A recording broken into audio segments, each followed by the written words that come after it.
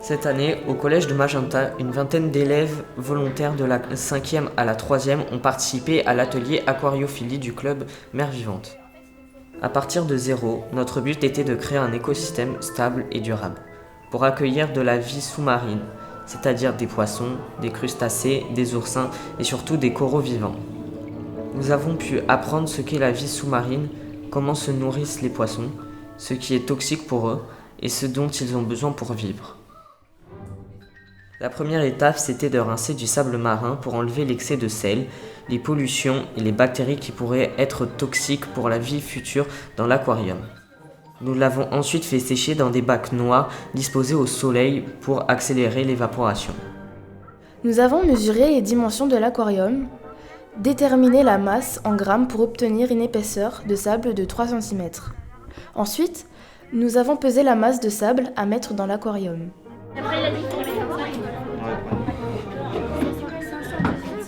Pour avoir une eau parfaite, nous avions besoin de sel que l'on a dissous dans de l'eau osmosée, c'est-à-dire sans minéraux.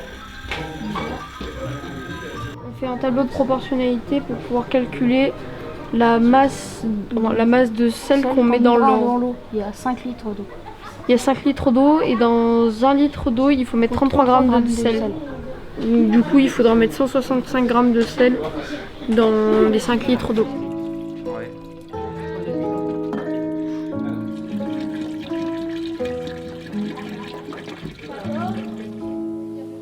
À l'aide d'un instrument optique, appelé le réfractomètre, on a ensuite contrôlé la salinité de l'eau. On peut aussi utiliser un densimètre pour vérifier la salinité.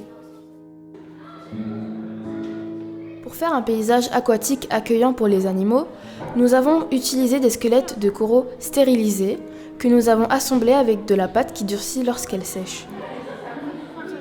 En mettant la roche vivante, nous avons permis le peuplement de bactéries qui ont le rôle de nettoyer l'ammoniac produit par les poissons et qui peut leur être fatal.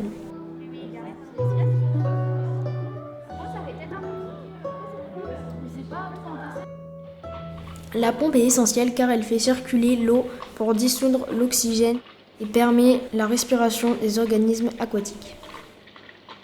S'il n'y a plus de circulation d'eau par défaillance de la pompe, il n'y a plus de renouvellement de dioxygène et le système s'effondre.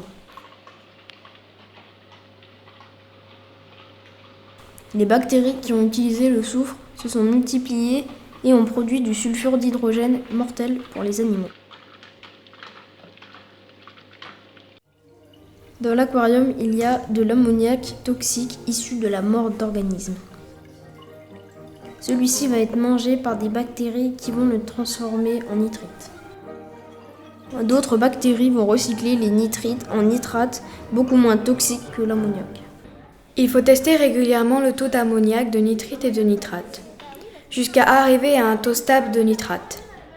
100, 7 gouttes de ça, et on a mis 7 gouttes de ça pour voir si les poissons ils peuvent être dedans. Si jamais à la fin des 2 minutes ça devient jaune, c'est que c'est bon, et puis sinon il faudra remettre des bactéries et refaire le test de salinité pour que les poissons puissent vivre longtemps. Tu vois? Regarde. On observe au microscope des diatomées en forme de grains de riz. Ce sont des algues unicellulaires.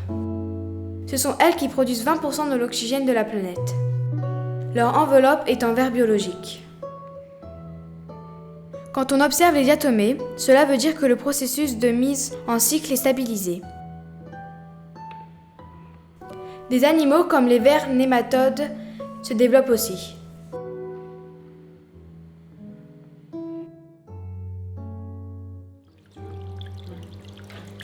Sur les coraux se développent des algues calcaires, les corallines. Elles jouent le rôle d'indicateur de bonne santé et d'équilibre biologique. Ensuite, l'ajout d'animaux marins se fera doucement à raison d'un animal par semaine pour permettre au cycle de s'amplifier et de s'adapter.